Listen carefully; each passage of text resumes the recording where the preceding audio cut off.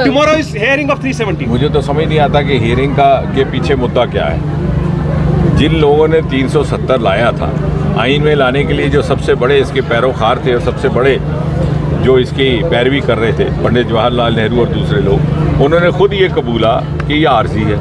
आइन में ब्रैकेट में लिखा टेम्पररी।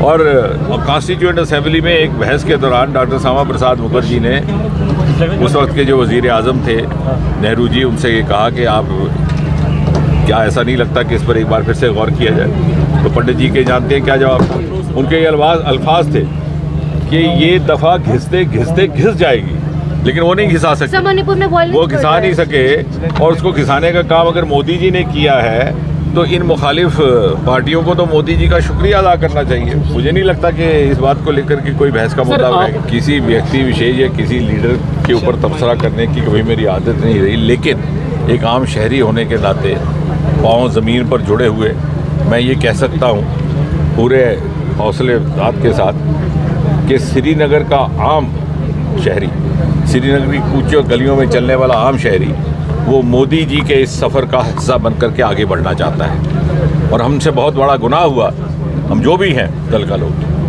हमने उसको मरहूम रखा इन तमाम मौक़ों से।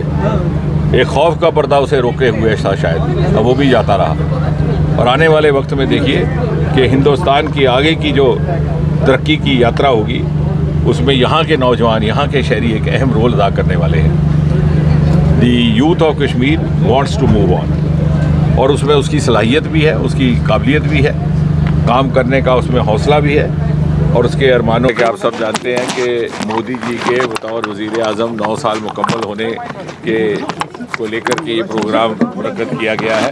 और इन 9 सालों में हिंदुस्तान का रुतबा जिस तरह से दुनिया भर में बुलंद हुआ है, और मोदी जी खुद दुनिया के सबसे कदावर रहनुमा बनकर के उभरे हैं। आज दुनिया के दूसरे ममालिक भी उनसे कुछ एक मुद्दों पर सीख लेने के लिए उत्साहित रहते हैं कि क्या हिंदुस्तान का क्या मौक़िफ़ रहेगा किस मुद्दे को लेकर के। इस तरह का एक रुतबा हिंदुस्तान का आज कायम हुआ है मोदी जी की क़यादत में पिछले 9 सालों में। उसको लेकर के एक नुमाइश मुनक्कद की गई है हर शोबे में।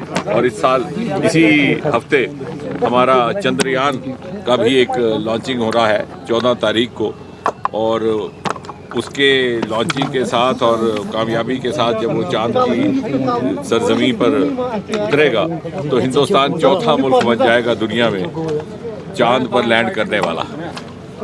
और इस बात का, इसकी कामयाबी का आप अंदाज़ इस बात को सोच करके लगा सकते हैं कि ये ऐसे ममालिक हैं जिन्होंने हिंदुस्तान की निस्बतन बहुत पहले अपना स्पेस का कामकाज, स्पेस की मुहिम शुरू की थी, लेकिन पिछले 8-9 सालों में मोदी जी ने जिस तरह का एक नया माहौल दिया है, उससे हमारे साइंसदानों का उनका हौसला भी बढ़ा है